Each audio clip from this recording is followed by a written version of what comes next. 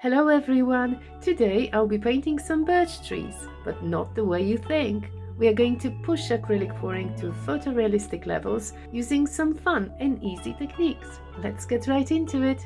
This piece is actually for sale on my website now. Go to abcreativeofficial.com to check it out. Well, I've received quite a few requests to paint birch trees in the comments. Honestly, I've been pretty hesitant to do it. There are so many tutorials on birch trees on YouTube that I worried I'll be bringing nothing new to the table. And here I'd actually like to shout out Ryan O'Rourke, who made a really amazing tutorial on birch trees 6 years ago. He goes into such incredible detail on his process and the way he makes certain decisions. I highly recommend it. Anyway, it got me thinking about the process, and then I had some exciting ideas on how I could make it really original and at the same time, in a way, anyone could try. To start off, I'm going to be trying some real leaves. I'm going to show you how I prepare my plants. So these are already dry, so I keep them for later. This is silica gel. This one is white. It's not changing color, but I also have, this was yellow, now it's turning green. So this is the color changing. Once it becomes green, I know that I have to put it in the oven and recharge it. So these are the leaves that I will be drying. These are birch leaves. Some of them I'll keep on the stem. So let me just put a first layer at the bottom. Okay, so I am just going to put the leaves flat, close to each other, try to fit as many as possible. I think I picked too many, so that will take me some time. And after each layer, I am going to sprinkle them with some more silica. They should be dry, I would say probably like in 4 days, but I might keep them whole week. Don't know if I'm going to use them like this, but I do like them. I'm trying not to overlap them, but sometimes it's inevitable. And that's probably it. I thought of so many ways of making those birch trees, but let me try pour first on a mat. That's a silicone mat. I've got 3 colors: masked black, titanium white, silver, and this is my own mix of black, white and a bit of silver. I am just going to pour a strip and I'll try and swipe it. If it looks good, I'm going to use it as my tree. If not, well, this is just a little experiment, so see if it works. As usual, my mixes are 1 part of paint, 1 part of pouring medium, which in my case is PVA glue and water, and 1 part of Floetrol. And then if it's too thick, I add some water. So let's pour the longish strip. A bit of this one, leftover black. This is really a small amount. If we do this, the question is, do I want silicone in my white? How about swiping without silicone first? I'm going to prepare small sections. As you can see, they'll be really small. Looking at this, I wonder, because they already react, I think there must have been a drop of silicone in the black. What I will do, instead of putting the white strip here, I think I'm just going to dip it in white instead. Gentle swipe.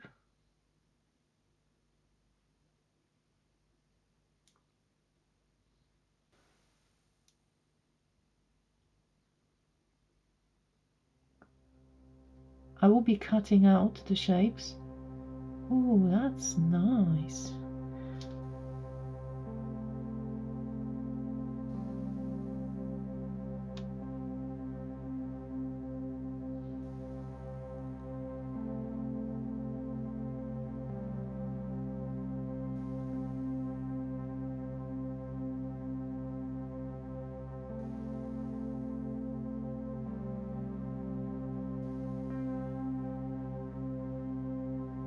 I think we may cut out some really nice tree out of it. What do you think? I am thinking this is going to be a tree in the background.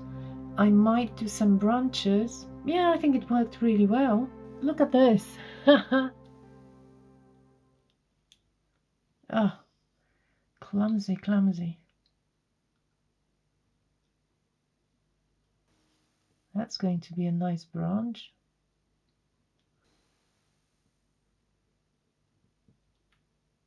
So now I'm going to create a bigger tree.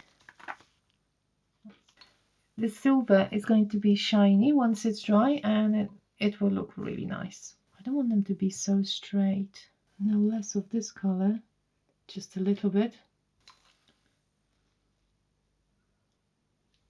Bits of black. And I think I'll need more white for this one. I want more white for this one. This is regular paper towel, nothing special.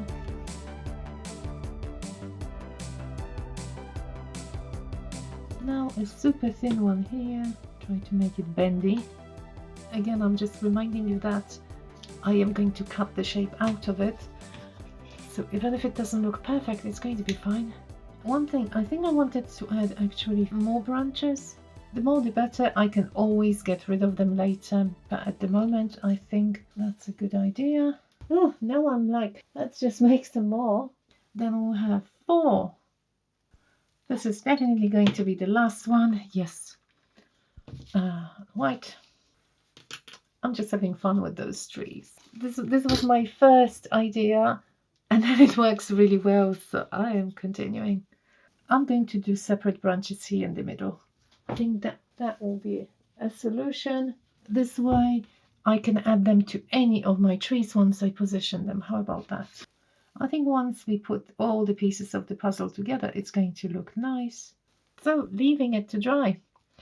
It will probably take 2 days. Exactly as I thought, it was dry in 2 days. This is the fun part. I love peeling those things off. Maybe that's partially the reason I like making stuff on the silicone mat. I find it very satisfying. Looking for a thicker part to start off the peeling process.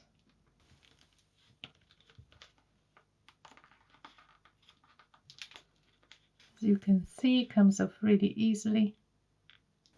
Just trying to preserve as much as possible, but I am going to cut the edges anyway. It's like snake skin. One is done. Just put it aside, and 3 to go. This is the canvas I'm going to be using today. It's a premium canvas by Arteza, really nice, 28 centimeters by 36. I thought this one would be the right size for my trees. Let's just try one. Yes, I think it's going to be good. I could even do it sideways. I've been trying them here, and yes, of course I need to trim them a lot so they'll be much thinner, but at the moment I'm just thinking which tree will go where, which actually might change as well. So let me just trim them. This one is going to be super thin. Remember, don't make the lines just too perfect, because there is no tree that's perfectly even. This branch is going to be very thin as well. If I don't like it in this place, I'll cut it off and put it somewhere else. As you can see, I don't have any pattern. I'm just kind of trimming the tree. I think that's pretty good. I am going to do the same to the rest of the trees. I'll definitely make the branch thinner. I might keep some of the bits I cut off for some thinner branches. So at the moment, I think I'm happy with this. As you see, I'm utilizing every scrap. Can just add them anywhere you think they would look good, you know. I was thinking for a long time, what kind of background do I want? I do need a background that will resemble some kind of a little forest, maybe birch forest, that will emulate the greenery in the distance, sort of fading in. So basically I need some kind of greens with yellows perhaps. Instead of using green as such, I am going to use some blues and some yellows. I do have my mop brush. I've got lemon yellow, I've got yellow ochre, phthalo blue, cobalt blue, and this is also cobalt blue. So let's just start. I'll just try to blend them on the canvas. I don't want one uniform color, so a bit of this yellow, and I'm covering the whole canvas. All right, so this is my mix. As See what happens. The blues, yellows disappear. We've got various kinds of greens. The colors get desaturated. I am making it light on top and darker at the bottom. I could have mixed the paints on the palette, but I just wanted to show you can do it directly on the canvas. I'm actually using a plate, and I might mix some colors to add some highlights and darker shadows.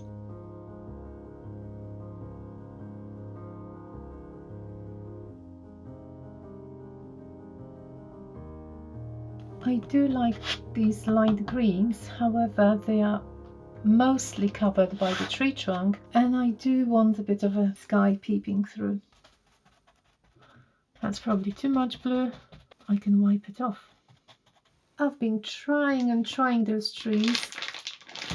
To be honest, I can't find the right position for the fourth one. So I think I'm just going to get rid of it. I'm just going to have 3 trees and that's it. So let me glue now half of the tree with my PVA glue. Nice and even. I don't want any blobs. And now I'm going to press this part down very carefully.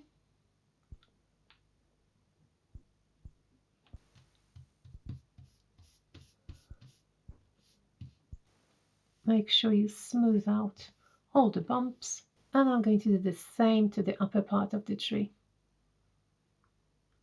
I still haven't glued the little branches. You know, they are quite bendy, so we can choose the right position, the best position for them. Once I've decided it, I can glue it down now. I think that this one is going to be slightly overlapping this smaller birch because this tree on the left is in front, well, in my imagination. I'm ready to glue it down very carefully. I don't want it to break. As I do have those little pieces of poured branch, well, let's call them branches, why don't we glue it somewhere in front? It's going to create some interest on the tree.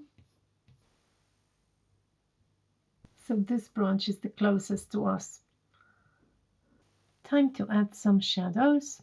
So I've got a drop of water and a bit of black paint. So this is like a really diluted black. So since the source of light is on the left, I'm going to create shadows on the right hand side of each tree.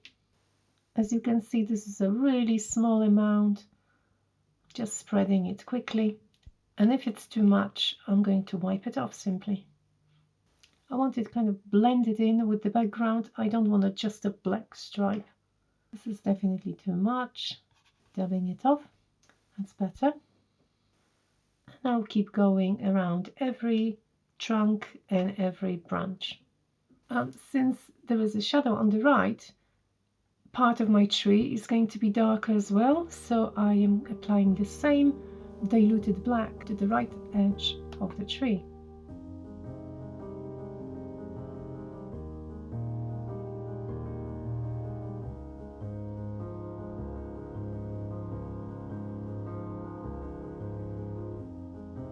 I hope you've noticed that the tree is becoming slightly rounder and rounder, even though it's just a tiny amount of grey. I think you will agree that it looks so much better now. It looks rounder. So what I'm going to do now, I'm just going to use a bit of titanium white with water, and I will add some light white highlights on the other side. It actually does seem lighter anyway, even without me adding anything. Don't want to cover all the dark areas, but just lighten them up a bit. And I'll do it to the other two as well. Some of the bark is going to peel off, so if I add a bit of white to the upper corner of the black sections, it will look more like, you know, sort of rough and peeling. Can you see that? It's like kind of lifting up a bit. So I'm just lighting up some of the, well, let's call them scars. I might also add a few white lines, really light patches in some places. I really enjoy those finishing touches.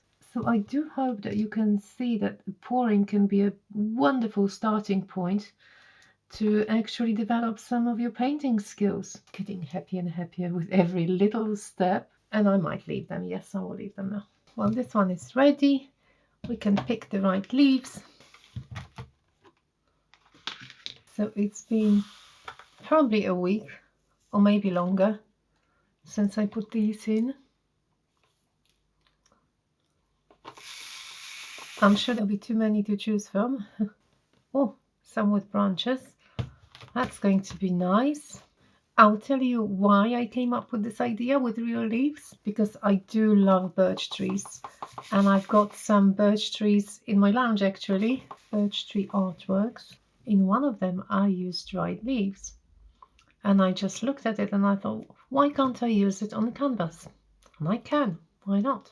And the other leaves I was pressing in a book, so they're basically brown. Once they got dry, they changed color.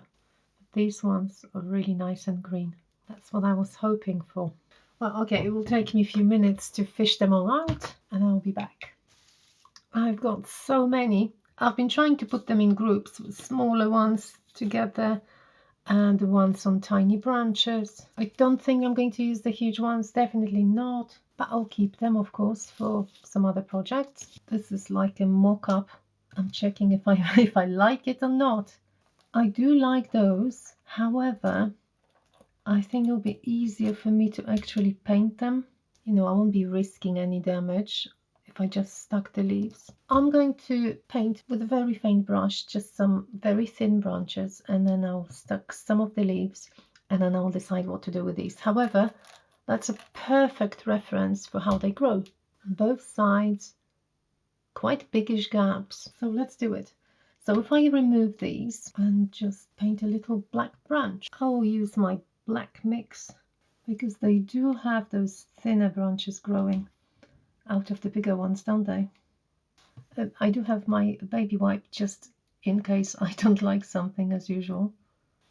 I forgot that this tree is in front of that one, so it cannot go over it. I'm going to use PVA glue. This is the glue I use as my pouring medium, together with water.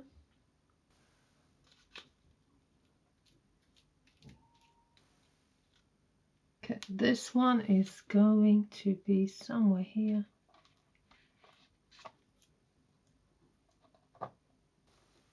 Make sure it's really well stuck. I could trim those little stems, but they are natural.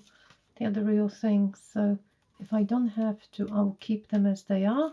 That will add to the authenticity of my painting, I hope. Even though it would be easier just sticking the leaf without this little tiny stem. That stuck really well. So I recommend some music, cup of tea or coffee. That's what I'm going to do now, because I'll be just sticking leaves now. And I'm going to make myself a cup of tea, my special mug, by the way. So far I am very happy with the leaves. I stuck this side and I think it's looking good. Now let me do this one.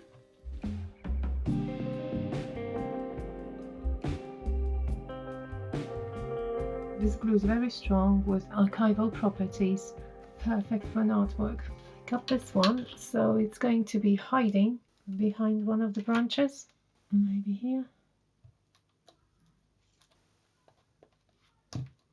I've got this half and I think I'm going to hide it somewhere here. I think it definitely adds some interest. It looks more natural, doesn't it? I think what we need is something here and then I am finished.